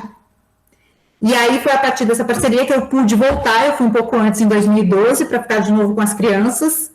E aí é que eles chegaram, encontraram a gente na Jaina Saharaui, na Itália, e eles já estavam percorrendo outros espaços ali, e depois eu fui com eles para os acampamentos. Então o filme não é meu, eu fui na bagagem.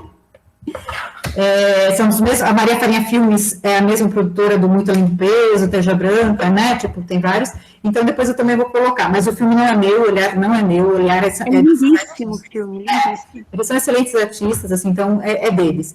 Eu tenho um outro material que fez parte do meu doutorado, né, daí no caso, mas que não tem esse acabamento do cinema que é. Então é totalmente som, imagem de Hidalgo, Cora e Júlio, que estavam lá também, né? E óbvio que depois tem toda... O cinema tem isso, né? Diferente do teatro, muitas mãos, né? Direção final da Cacau, enfim. Mas assim, só terminando, só essa dúvida. Em algum momento você sentiu que eles têm um olhar que beira, às vezes, um pouquinho a tristeza, né? A criança não é feliz o tempo todo, né? A gente não vai... Talvez porque eles têm consciência do que eles vivem, né? Por que eles estão lá? O que você sentiu? Não eram crianças muito pequenas, né? Pelo que eu percebi também. Não, eram acima de 6 anos. O mais novinho era o Mohamed, que tinha 6. É muito difícil você falar sobre algo tão subjetivo que são as emoções e sentimentos, né? Eu não posso dizer se eles eram alegres. Eram crianças. Crianças são felizes, são tristes, mudam de humor, às vezes, em menos de uma hora, né? eu acho que eu tive uma experiência com uma menina de vê-la realmente triste, mas não por aquilo, ela sentia falta da mãe. Ela estava triste de saudade. Tipo, não, sabe, assim, a tristeza dela era, ela tinha um irmão recém-nascido, pelo que eu entendia dos gestos que ela fazia, que era muito pequeno, e ela sentia saudade do irmão. Essa relação com felicidade, tristeza também, eu tenho muito medo de falar sobre ela, porque muitas vezes a gente projeta nas crianças aquilo que a gente acha que é triste ou ruim, né? A gente projeta as normativas. Então, Sim, verdade. O que é feio, o que é bom, o que é ruim. Aí é que eu gosto de quando a fala inicial sobre adulto-cêntrico, né? Tipo, eu tento muito não projetar, tentei muito, não consegui, fiz isso em vários momentos, né? Tipo, o primeiro dado é o fracasso, né? Mas de não projetar nelas as respostas que eu tinha, as minhas tristezas. Para mim era triste. Para mim é triste pensar sobre a fome, pensar sobre a desigualdade social. A expropriação, né? A apropriação cultural, como a Europa foi se apropriando de suas culturas. Exatamente. Né? A ausência de justiça cognitiva, né? Como uma cultura se põe sobre a outra, como uma cultura, acho que teve no início uma frase que o Gaguejo sempre fala sobre isso, mas porque o Carim falava sobre isso, os espanhóis saíram nos deixando com um único universitário. Para eles se sobreviverem como país, dentro da normativa que a gente criou, a gente tem essa ideia ainda de universidade como lugar de pensamento. E muitas vezes a universidade ela desgasta o pensamento que vem de outros saberes. Né? Como a gente equaliza esse. Então, muitas vezes, o olhar para a criança, a gente está olhando com o conhecimento que eu tenho hoje sobre o que é ser feliz, o que é ser triste dentro do movimento capitalista. Porque eu vivo no mundo capitalista e eu tenho ideias a partir disso, então eu posso comprar um brinco e falar, nossa, eu estou feliz porque eu comprei um brinco. Não é que eu não estou feliz, né? Eu tenho um estado pequeno de alegria, tipo, mas a minha felicidade mesmo nesse momento seria ser...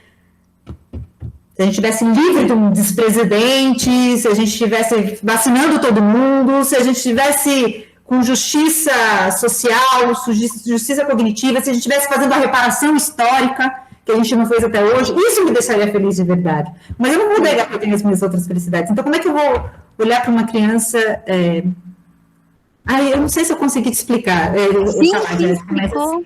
Sim, muito obrigado. Sim, a gente tem que descolonizar realmente nosso olhar. Em nenhum momento também achei que eles fossem pobres, eu achei tudo lindo.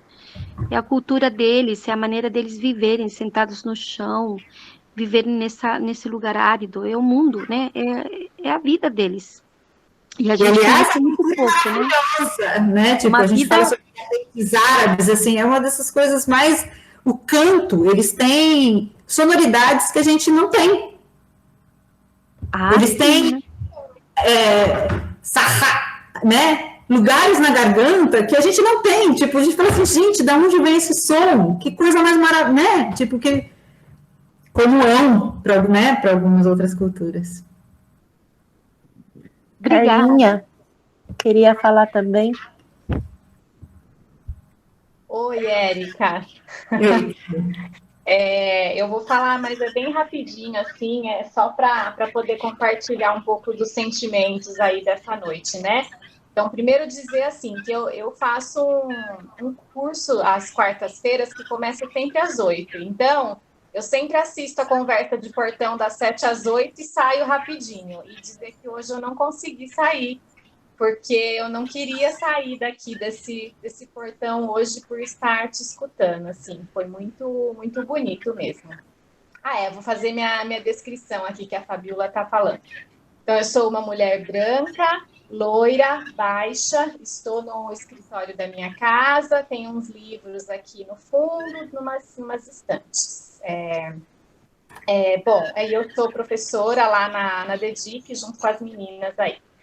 Então, primeiro eu queria dizer que essa apresentação, acho que até por isso que a gente tem pouca pergunta para fazer, porque é uma fala que fica assim, né? Que a gente acaba a apresentação e a gente fica com ela dentro da gente aí, pensando nas coisas e pensando enquanto a gente não conhece nada, né?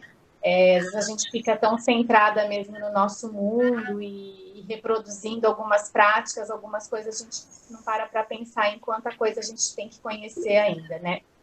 Então, acho que isso, eu queria te dar os parabéns pela coragem de construir essa trajetória mesmo de deslocamento, né? De você sair do seu lugar e você ir para esse lugar das crianças e fazer esse esforço incrível de se mobilizar mesmo para compreender aquilo que elas traziam para você. Eu acho que fica muito claro assim na sua fala, a sua sensibilidade e todo o seu esforço em entender um pouco dessa cultura, de não impor nada a elas, de aprender com elas, né? Que você estava ali numa condição de aprendiz mesmo. Então, queria te dar os parabéns, porque eu acho que isso é bem raro, assim, a gente não encontra pessoas dispostas a isso, eu acho, nessa vida, muitas pessoas.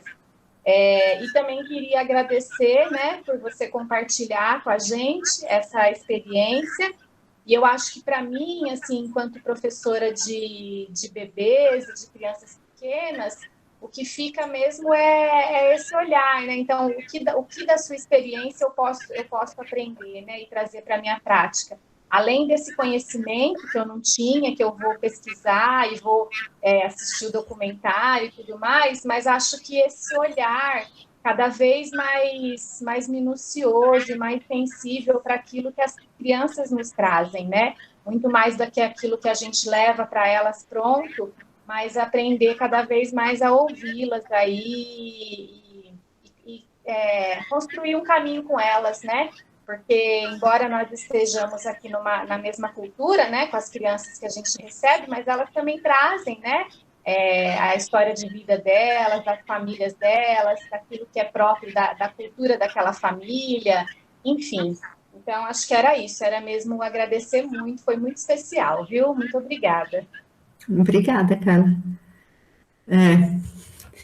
Eu fico bem tocada em ouvir isso, porque eu falei para a Rete que eu estava morrendo de medo nessa conversa. Eu estava com muito medo antes.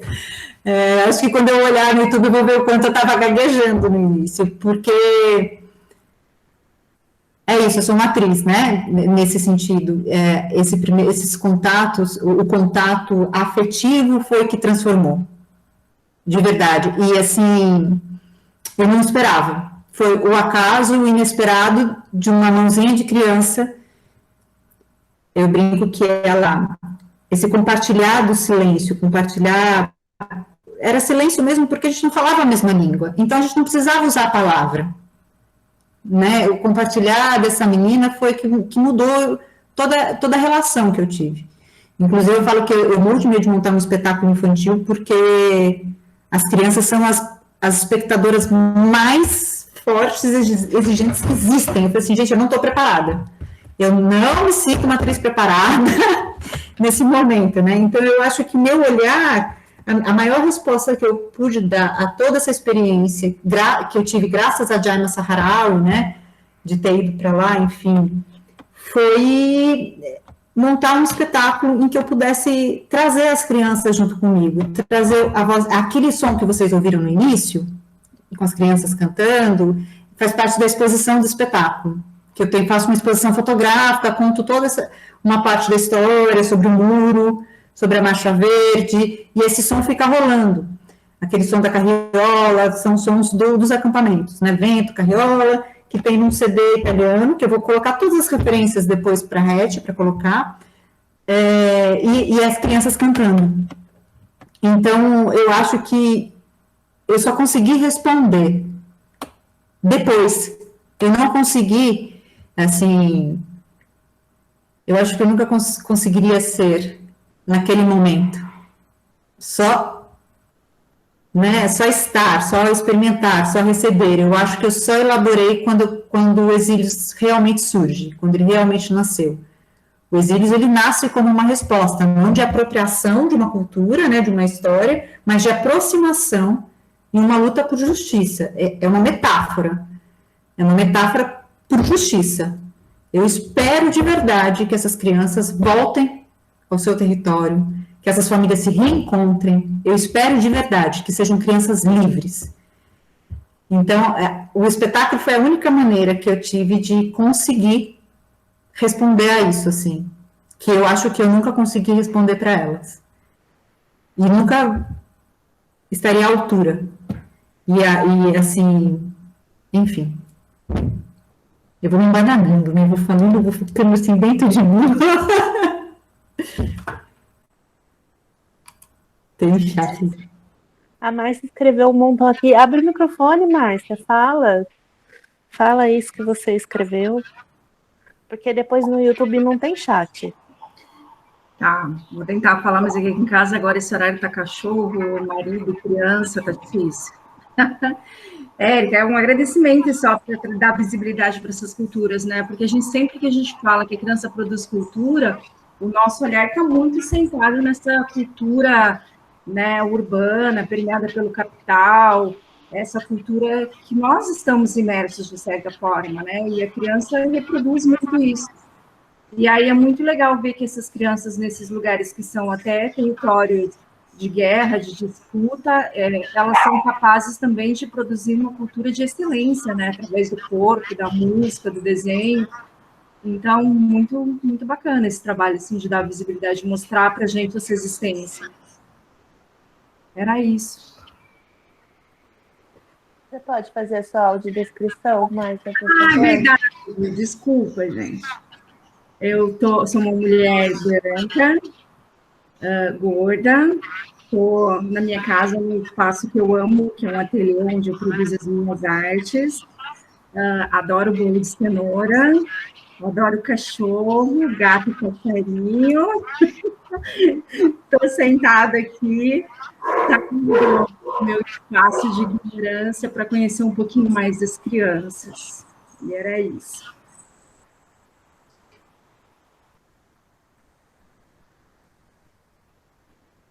Alguém mais gostaria de comentar alguma coisa? Aos que ficaram, a resistência do Conversa de Portão.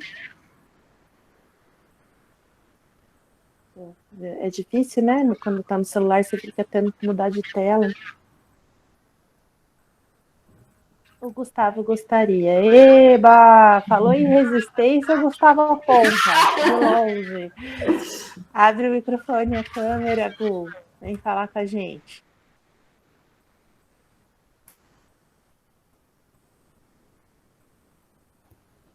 O microfone abriu? O microfone abriu. O microfone abriu. E a câmera? Calma Falta aí. a câmera. Não sei se foi. E faz a sua audiodescrição. Bom, audiodescrição, vamos começar. Eu sou um homem branco, baixo, estou na sala da minha casa, visto uma camiseta roxa, tenho cabelo preto, curto, e uma barba que eu acho curta, mas aí vai de preta também. Ao fundo dá para ver aqui a janela, uma parede, e ali tem uma pintura que eu ainda não coloquei, porque eu me mudei, e eu gosto muito, que é uma Oxum, e logo eu vou colocar. Bom, Érica, primeiro, obrigado, né, pela fala, sempre muito gostoso te ouvir.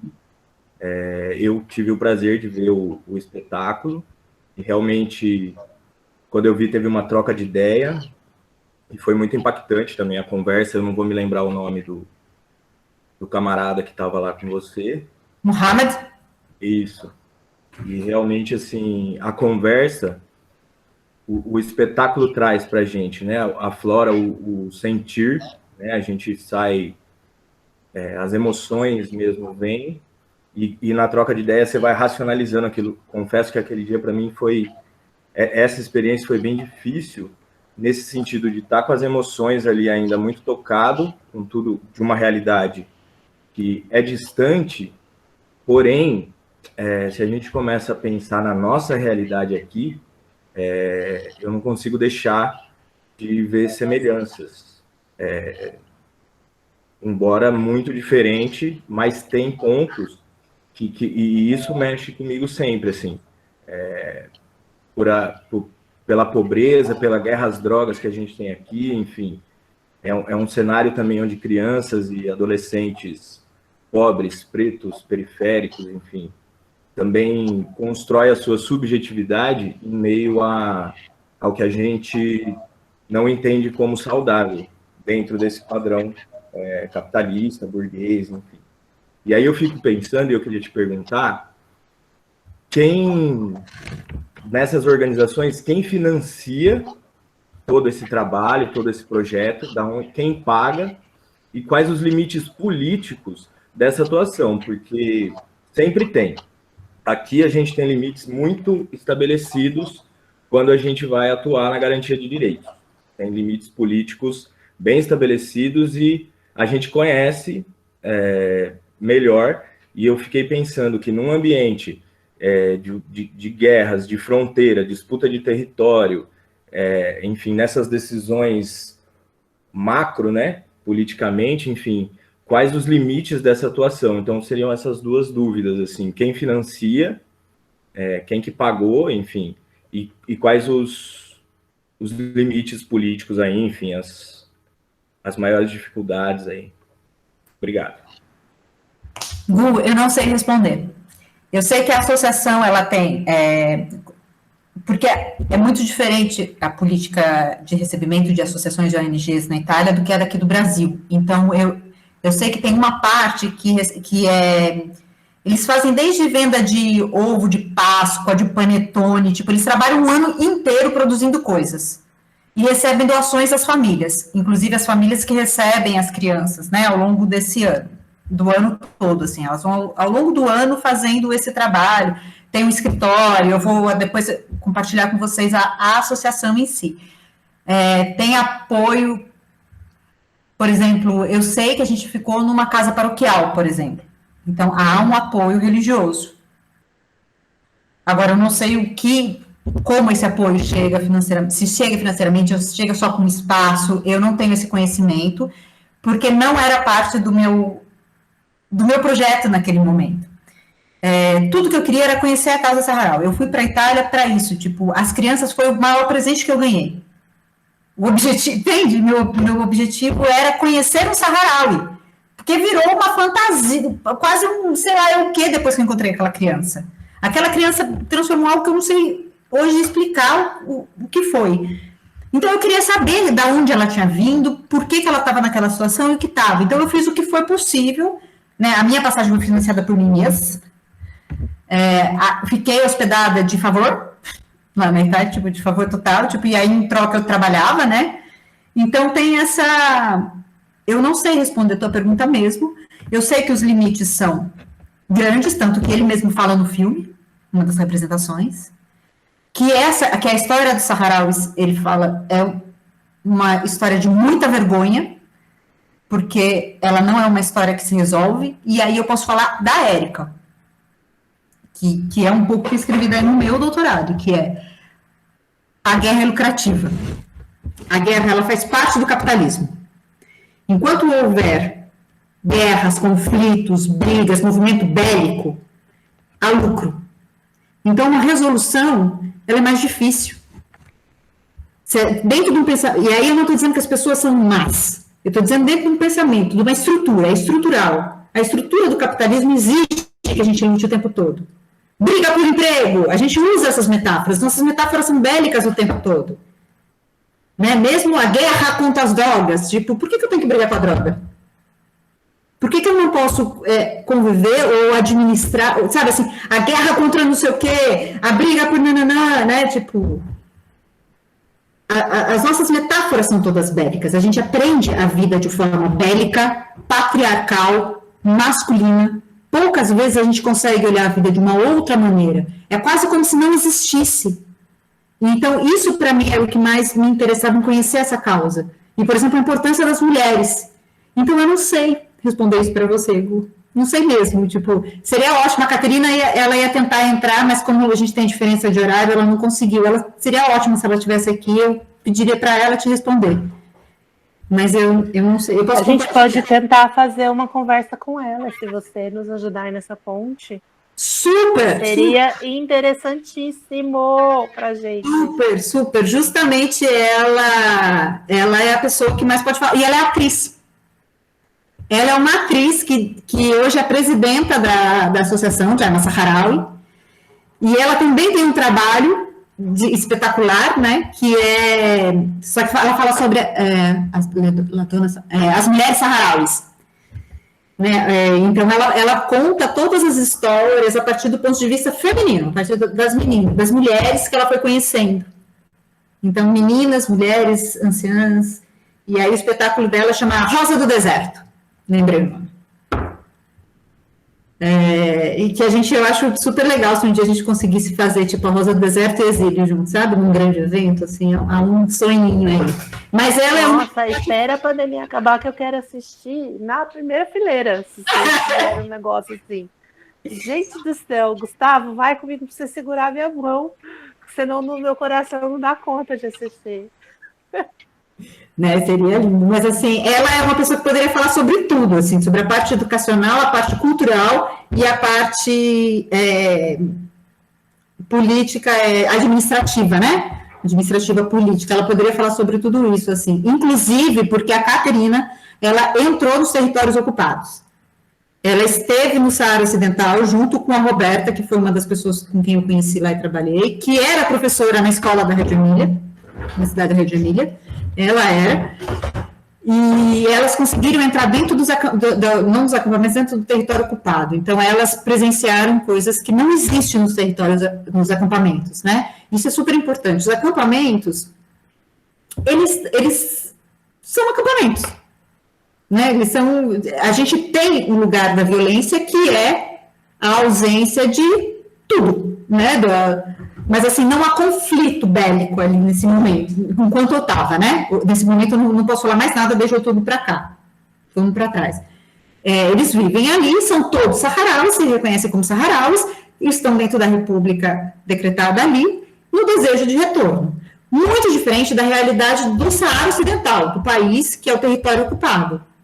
Lá é tortura, perseguição, o tempo inteiro, são presos, tem as histórias da Sultã, da Aminata Haidar, da Sultã, de crianças, de torturas, de perseguições, de guerras, de prisões, né, tipo, essas prisões que a gente ouvia muito falar durante o período da ditadura aqui na América Latina, né, os porões, as prisões, então torturas de olhos vendados por anos.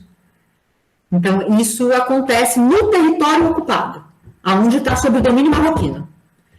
Os acampamentos estão dentro de um território da Argélia, da divisa territorial argelina, né? Tipo, eles estão ali, então o Marrocos não entra ali. Mas ali, dentro do país Saara Ocidental, é onde essas perseguições e todas essas atrocidades físicas acontecem, né? Bom, eu vou, infelizmente, encerrar, que deu o nosso horário. Eu amei começar a Conversa de Portão 2021 com você, Érica. Uma, porque a gente adora uma polêmica, né? Inegavelmente.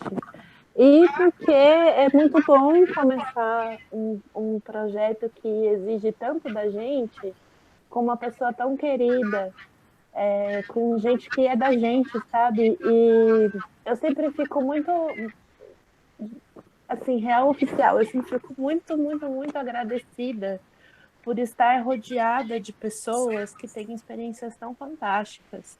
E enquanto educadora, eu fico, assim, maravilhada de poder ter pessoas próximas com experiências tão incríveis e que me complementam tanto, como você, como o Gu, já vou dar spoiler de um programa de uma Conversa de Portão Futuro aí, com o Gustavo, uma Márcia que já fez, com a Jéssica também. Jessiquete é a nossa conversete oficial, ela tá desde o primeiro programa, não faltou não teve que a Jéssica faltou. Jéssica, nós vamos ter que fazer um Conversa de Portão com você, mulher, porque você tá em todas. E em nome de todas do Conversa de Portão, eu quero agradecer a sua presença, agradecer a presença de todos que ficaram aqui até o final. de quem abriu o microfone, de quem mostrou a carinha aí no vídeo, e pedir para todo mundo que ainda está aqui abrir as câmeras, para que a Márcia, nossa diretora fotográfica oficial, registre esse momento. E depois a gente vai postar no YouTube, eu vou colocar todas as referências na descrição, vai ficar gravado, e quem quiser pode assistir as outras conversas que já aconteceram, que foram tão polêmicas e boas quanto esta de hoje. Márcia, avisa a gente quando a gente puder parar de rir e fazer essa cara de paisagem, assim, de foto, sabe? Que a gente fica tipo... Tãs! Márcia? Oi, Márcia. X. Tá bom, obrigada. Gente, amei. Por muitos portões mais, tá? Obrigada, viu, gente? Muito. Obrigada, Érica. Se você quiser falar alguma coisa no momento. Maravilhosa. Muito grata. Vou pedir para a encerrar a gravação, senão eu fico louca na edição depois. Eu quero só falar uma última coisa para ficar gravado. Sara livre! Sara livre! Uhul! Uhul! Não é resiliência, é resistência. Aí.